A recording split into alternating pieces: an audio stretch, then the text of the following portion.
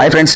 இப்போ டெல்லி ஹைகோர்ட்ல இருந்து ஒரு புதிய உத்தரவு வந்து ஒரு 2 நாளைக்கு முன்னாடி பிறப்பிச்சாங்க. அது என்ன பார்த்தீங்கன்னா, தெருநாய்களுக்கு பிறப்பிச்சிருக்காங்க. அது வந்து பாதி பேருக்கு வந்து தவறா புரிஞ்சிருக்கு. என்னன்னா, எல்லா நாயும் தெருநாயெல்லாம் அடிச்சு கொள்ள சொல்லிட்டாங்க. அந்த நாயெல்லாம் இந்த தெருநாயெல்லாம் பார்க்க முடியாதுன்னு தவறா புரிஞ்சிருக்காங்க.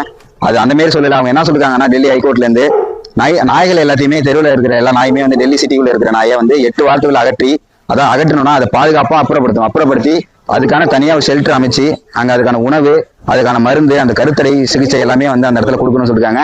அதுவும் முக்கியமா அந்த இடத்த வந்து சிகிச்சை வந்து சிசிடிவி மூலியமா வந்து பாதுகாத்து அதை பத்திரப்படுத்தணும்னு சொல்லிருக்காங்க. இந்த நியூஸ் வந்து மக்களுக்கு எப்படி கன்வே ஆயிருக்குன்னா, எல்லா திருநாயும் வந்து ஹைகோர்ட்ல இருந்து கொல்ல சொல்லிட்டாங்க அப்படிங்கிற மாதிரி நியூஸ் வந்து மக்கள் கன்வே ஆயிருக்கு. அந்த நியூஸ் உண்மை இல்லை. இதுதான் உண்மையான நியூஸ். இது டெல்லி ஹைகோர்ட்ல இருந்து மதுரை ஹைகோர்ட்ல இருந்து நமக்கு வந்து ஒரு நியூஸ் வந்திருக்குது. எல்லாருக்குமே வந்து சுற்றறிக்கை விட்டுருக்கு.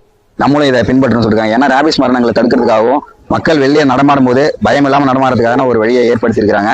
அதனால எல்லாருமே வந்து தெரிஞ்சுக்கோங்க. சமூக ஆர்வலர்கள் நாய் லவ்வர்ஸ்ன்னு சொல்லிட்டு யாராவது அதை பாதுகாக்கணும் அப்படின்னு சொல்லிட்டு போனா கூட அவங்க மேலேயும் கேஸ் ஃபைல் பண்ண அந்த சட்டத்திலேயே வந்து ரூல்ஸ் போடும்போதே சொல்லியிருக்கிறாங்க. அதனால அது பாதுகாப்பா இருக்குதான்னு நீங்க ஒரு தட்டி உறுதிப்படுத்திங்க. அனிமல் பர்த் கண்ட்ரோலுக்கு வந்து எதிராக இருக்குது.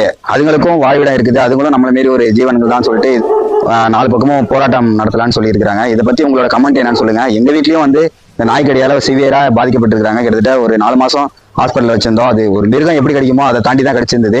இந்த உச்சநீதிமன்ற தீர்ப்பையும் ஒரு பொதுமக்களா நீங்க